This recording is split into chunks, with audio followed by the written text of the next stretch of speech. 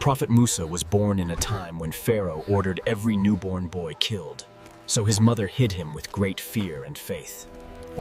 To protect him, his mother placed baby Musa in a basket and trusted Allah as the Nile carried him away. The basket reached Pharaoh's palace, where Queen Asiya fell in love with the child and convinced Pharaoh to adopt him. Allah arranged that Musa's own mother would nurse him, bringing peace to her heart.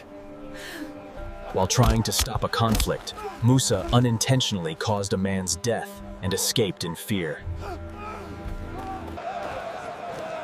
Musa grew into a strong, wise young man who cared deeply about justice. Musa fled Egypt and traveled for days until he reached the land of Madian. He saw two sisters unable to water their flock, so Musa helped them with kindness. The sisters' father, Prophet Shu'aib, welcomed Musa, recognizing his character and sincerity.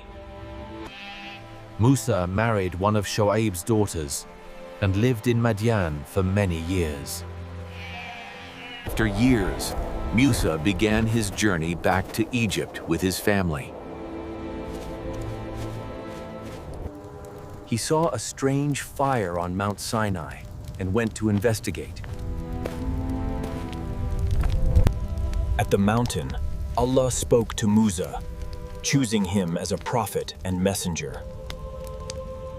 Allah gave Musa miracles, including his staff turning into a living serpent. Another sign was his hand glowing with pure, radiant light. Allah commanded Musa and his brother Harun to call Pharaoh to truth. Pharaoh refused to believe, calling Musa a magician and denying Allah.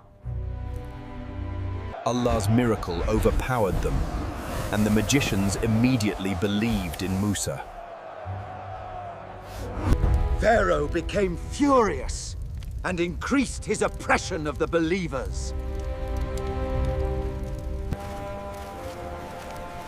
Allah commanded Musa to lead the Israelites away from Pharaoh's cruelty.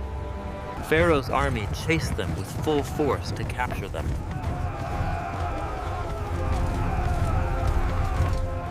With the sea ahead and the army behind, the people feared. But Musa trusted Allah. Musa struck the sea with his staff, and Allah split it, creating a safe path. Pharaoh drowned in the sea, and Allah saved Musa and his people, completing his promise.